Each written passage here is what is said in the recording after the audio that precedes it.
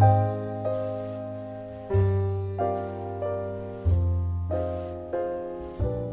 if you walk through the corridors of this passage, you'll find out that what David has is a problem with his son. His son Absalom gets together a group of people from Israel, and he goes after his father. He goes to attack him. He wants to kill him. He wants to take his position as king. And is there anybody here that knows that a lot of the times the problems that you have don't come from people outside the family, but they actually come from folks right in the family?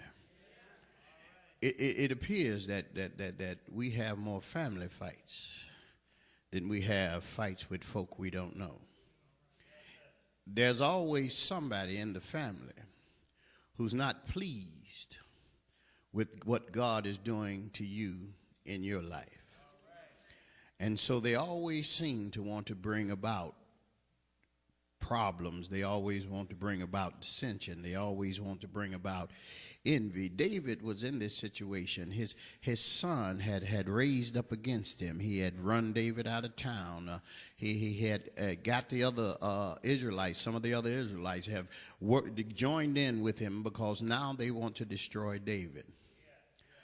But if you look in 2 Samuel, you'll find out that it didn't work out so well.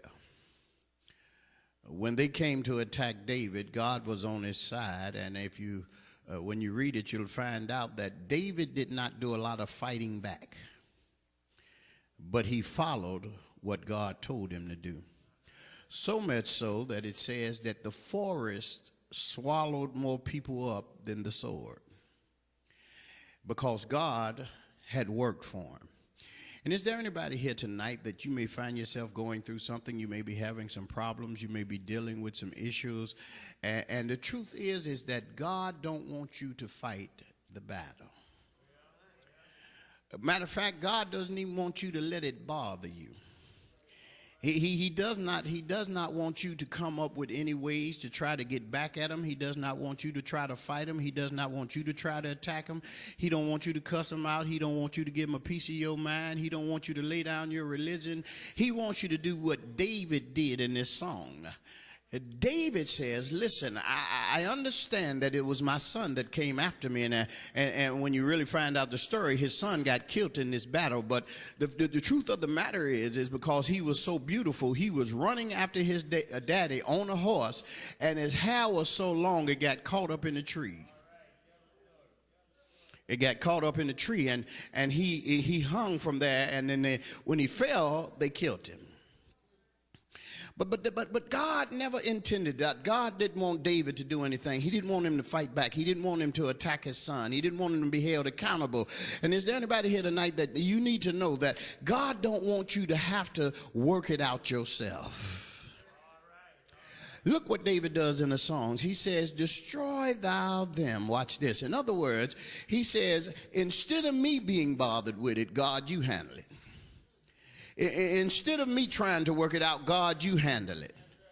He turns his enemy over to God. And somebody here tonight needs to hear me when I tell you, you need to quit trying to fight that battle and just turn it over to the Lord. He says, destroy thou them, O Lord. Let them fall by their own counsels. In other words, God, don't go after them because of me, but attack them because of them. You didn't hear me right there. A lot of times we want God to fight the battle because of what they're doing to us. But the truth of the matter is all you got to do is turn them over to God and let God handle it, because they'll mess themselves up. Ain't nobody hearing me tonight.